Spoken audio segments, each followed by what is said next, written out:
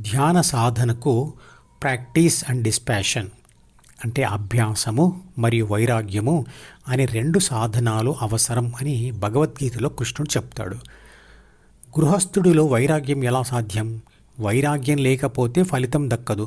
మరి గృహస్థుడు ఏం చెయ్యాలి అంటే గృహస్థాశ్రమ ధర్మం పాటించాలి. ఎవరైతే చిన్నతనంలోనే ధ్యాన విద్యను పూర్తి చేసుకొని సంపూర్ణ ధ్యాన ఫలితం కూడా పొంది ఉంటారో వాళ్ళు జీవితాంతం బ్రహ్మచారిగానే ఉండిపోతారు. కానీ ఎవరైతే చిన్నతనంలో బ్రహ్మచర్యం పాటిస్తూ నిర్దేశించిన సమయంలో సంపూర్ణ ధ్యాన ఫలితం పొందలేదో అతను పెళ్లి చేసుకొని గృహస్థాశ్రమంలోకి ప్రవేశిస్తాడు. ఇందులో కుటుంబ ధర్మాన్ని పాటిస్తూనే ధ్యాన సాధన చేస్తూ ఉంటాడు. తర్వాత దశ వానప్రస్థాశ్రమం అంటే కుటుంబాన్ని కూడా వదిలి ఒంటరితనం పాటించడం. తర్వాత దశ సన్యాసం. ధ్యాన సాధన అంటే అభ్యాసము చేస్తూ పోతే గృహస్థాశ్రమ ధర్మంలో ఉన్నా కూడా వైరాగ్య భావనలు నెమ్మదిగా అభివృద్ధి చెందుతాయి. అది ఎలా సాధ్యం? అందుకొక ఉదాహరణ.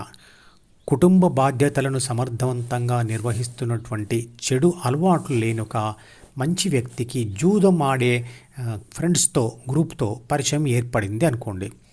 అతను రోజు కొంచెం కొంచెంగా వాళ్ళతో కలిసి తిరగడం వలన అది నచ్చి దానికి అలవాటై చివరికి పేకాటయ్యే వ్యసనంగా మారి తన బాధ్యతల పట్ల మరియు ఇతర కోరికల పట్ల వైరాగ్యం కలిగి వాటి అన్నిటినీ వదిలివేస్తాడు కదా. ధ్యానం కూడా ఒక వ్యసనమే. ఇక్కడ ధ్యానం అంటే ఏబీసీకి జీహెచ్ దారి, మరియు కుటుంబం పట్ల అనురాగం అంటే డిఈఎఫ్ దారి. ఏబీసీ రెండిటిలో ఒకటి కావాలనుకుంటే అది మరో దానిని వదిలివేయాలి.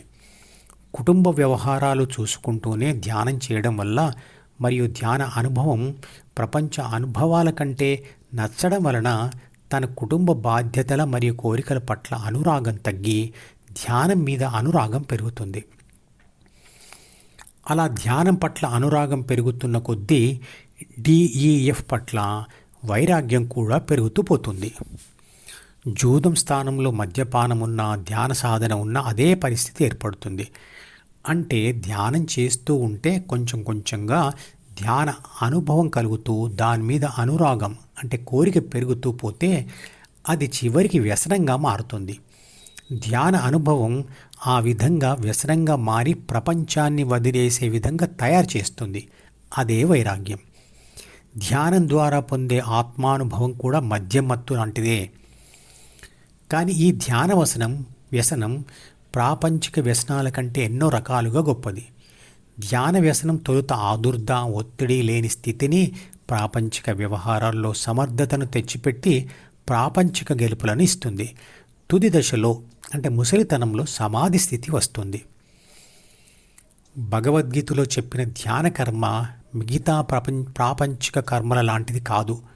ఆ కర్మను భగవద్గీతలో తదర్థం కర్మ లేదా నియత కర్మ లేదా యజ్ఞార్థ కర్మ అన్నాడు కృష్ణుడు. అంటే ధ్యానం.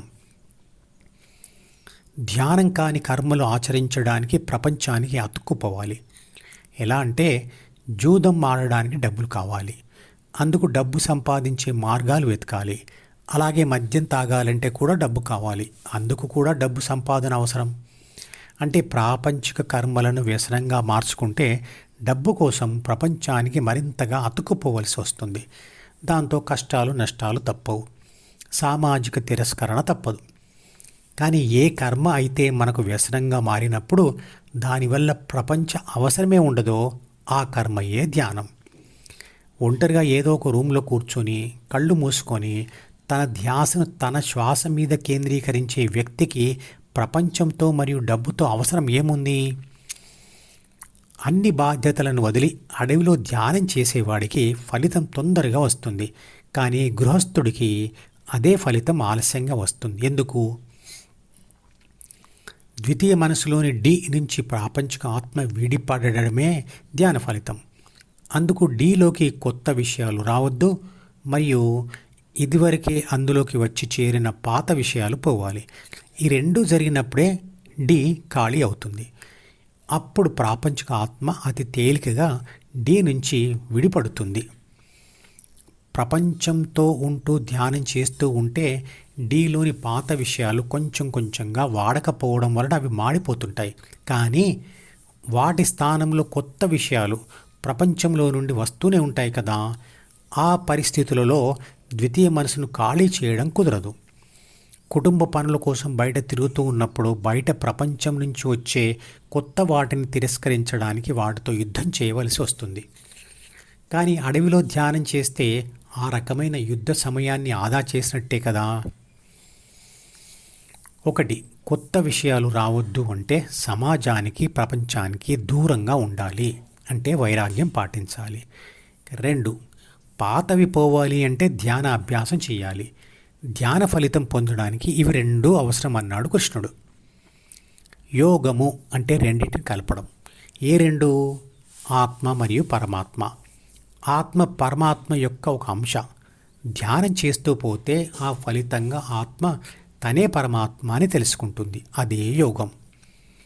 దేవుడి గురించి తెలుసుకోవాలని ఉంటే ముందు మనిషి తన గురించి తాను స్పష్టంగా తెలుసుకోవాలి.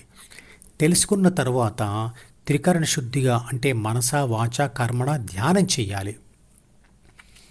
అలా చేస్తే దేవుడి గురించి చదివి లేదా విని తెలుసుకున్న థియరీనే కాకుండా దేవుడి యొక్క తత్వాన్ని అంటే దైవత్వాన్ని అంటే శక్తి తత్వాన్ని ప్రాక్టికల్గా అనుభవిస్తారు. అప్పుడు ఆత్మకు దేవుడికి తేడా లేదని తెలుసుకుంటారు. అప్పుడు అంతకుముందు వచ్చిన ప్రశ్నలన్నీ మాయమవుతాయి. మధుపదం యూట్యూబ్ ఛానల్లోని ప్రతి వీడియోకి ఒక నెంబర్ ఇవ్వబడింది. 1వ నంబర్ వీడియో నుండి మొదలుపెట్టి వరుసగా చివరి వీడియో వరకు చూస్తేనే ఆత్మశాస్త్రం సంపూర్ణంగా అర్థమవుతుంది. ఈ వీడియో డిస్క్రిప్షన్లో ఉంచిన మధుపదం ప్లేలిస్ట్ లింక్ ద్వారా అన్ని వీడియోలు వరుసగా చూడవచ్చు.